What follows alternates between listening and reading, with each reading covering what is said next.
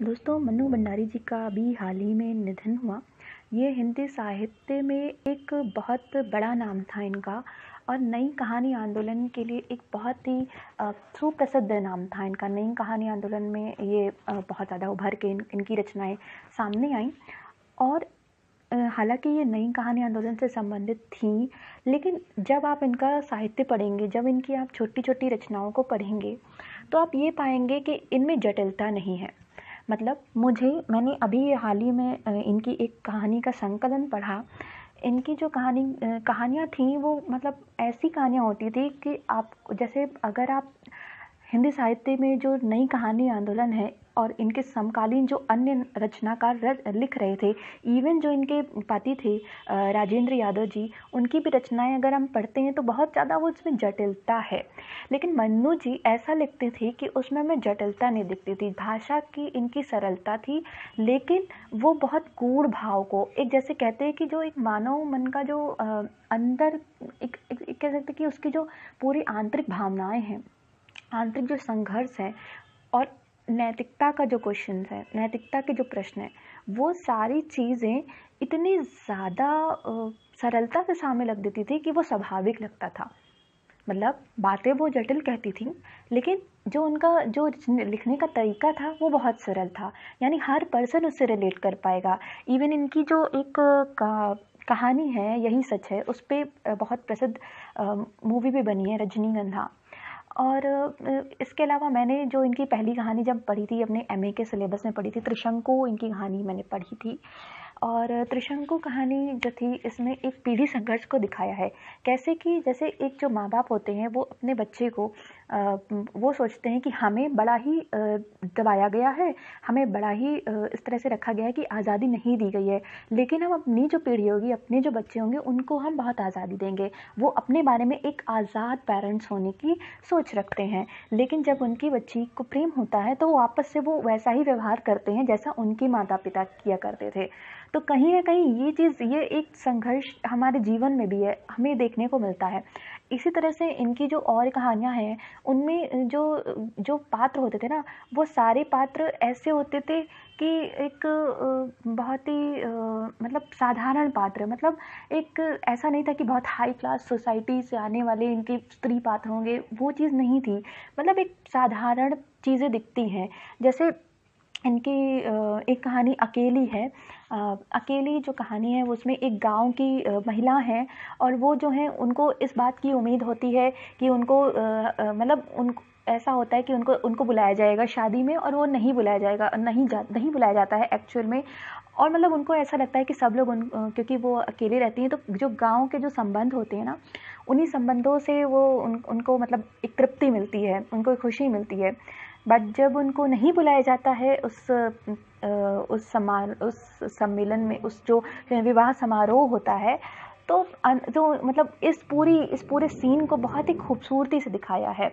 ये इनकी एक कहानी है। इसी तरह से इनकी मतलब बहुत ही ऐसी कहानियाँ हैं जो मतलब पात्रों के जो आंतरिक संघर्ष है, या जो एक सहज भाव होते हैं, उसको दिखाया है उन्होंने बहुत ही मतलब सरलता से दिखाया है। मतलब ये मन्नू भंडारी की जो मुझे एक तरह से पढ़ने में लगा कि मतलब गूढ़ भावों को, जो लोगों के मन में एक तरह से जो चिंताएं उमड़ती हैं, उन सब चीज़ों को इतनी सरलता से दिखा दिया गया ना, कि लोगों को लगेगा कि अरे हाँ, ये हमारी कहानी है, हम इस चीज़ में अपना रिप्रेजेंटेशन पा रहे हैं।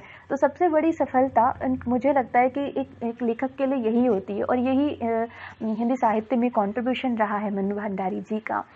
और इसके अलावा मैंने मतलब इनकी बहुत फेमस नावल है आपका बंटी, जो कि मैंने नहीं पढ़ी है, बट मैंने इनकी महाभोज को पढ़ा है।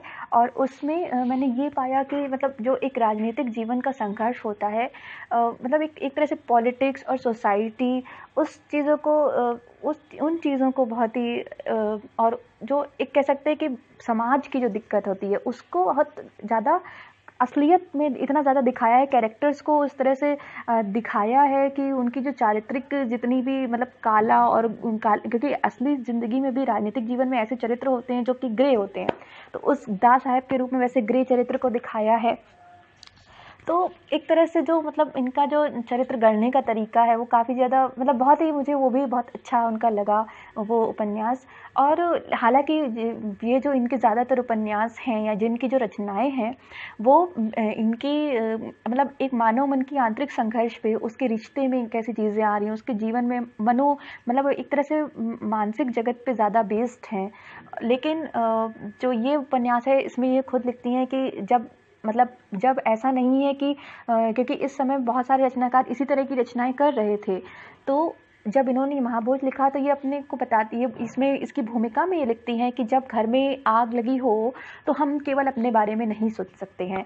इसी तरह से वो ये बोलती हैं कि अगर आप नई कहानी के रचनाकार हैं तो इसका मतलब ये नहीं है कि आप सिर्फ अपने बारे में सोचेंगे, आपको समाज के दायित्व को भी देखना होगा। एक लेखक का संघर्ष, एक लेखक का जो कह सकते हैं कि आपका जो मानसिक संघर्ष है वही आपका जीवन नहीं है। जो आपके समाज में हो रहा है वो भी आपका दायित्व है कि आप उसको उन जो समाज के जो शोषित पीड़ित वर्ग हैं उनको भूल ना जाए। समाज की सच्चाई को भी सामने रखने का दायित्व लेखक का होता है।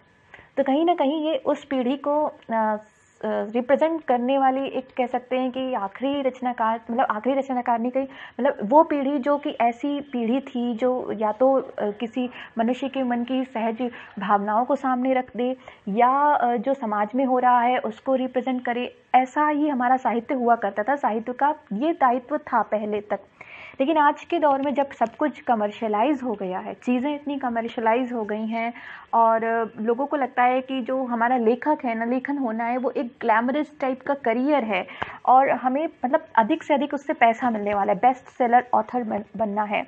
तो उस दौर में इनका होना, इस पीढ़ी का एक तरह से मतलब मुझे लगता है कि एक आइडियल है कि क्या साहित्य का कर्म होना चाहिए, क्या साहित्य की किस लिए साहित्य है, उसके लिए एक आइडियल जो एक आइडियल है उसको रिप्रेजेंट करने वाली पीढ़ी की ये लेखिका थीं। और मतलब इनका जाना और हिंदी साहित्य के लिए एक क्षति है और मतलब इनका जो कंट्रीब्यूशन है वो काफ़ी बड़ा है इस संदर्भ में कि किस तरह से इन्होंने एक जो मानव मन की जो सहज अनुभूतियाँ हैं उसको सामने रखने का कार्य किया है।